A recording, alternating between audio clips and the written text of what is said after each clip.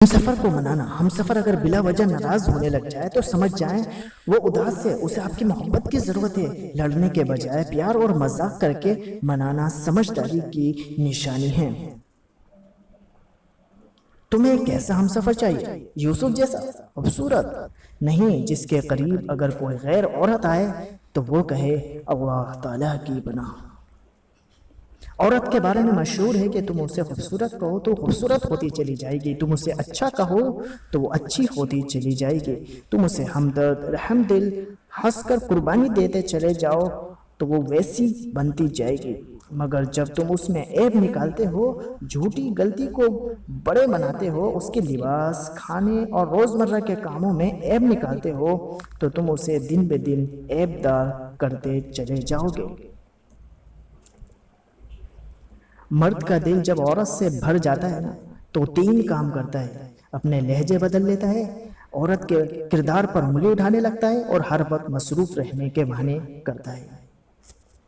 بہترین مرد بیوی کی عزت، حیا اور فکر کرنے والے مرد کی تربیت ایک بہترین ماں کے ہاتھوں سے ہوتی ہے۔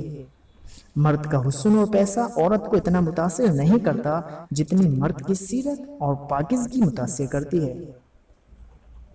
منچائی عورت کی توجہ تو تھکے ہارے مرد کے وجود میں جان ڈال دیتی ہے، اور ایسی عورت کی وجہ سے مرد کہہ سکتا ہے کہ زندگی واقعی ہی بہت ہی خوبصورت ہے۔ مرد کی کامیابی کے پیچھے ماں کے سوا دوسری عورت نہیں ہو سکتی، کیونکہ دوسری عورت ایک کامیاب مرد ڈھونڈتی ہے۔ وہ جھوپڑی جہاں عورت مسکراتی ہے اس عالیشان محل سے بہتر ہے جہاں عورت روتی ہے۔ شوہر کا کندھا ایسی جگہ ہے جہاں سر رکھ کر ساری فرمائشیں منوائی جاتی ہیں۔ من پسند لڑکی سے شادی ہو جائے تو بہتر، وہ 70,000 حوروں سے بھی زیادہ خوبصورت لگتی ہے۔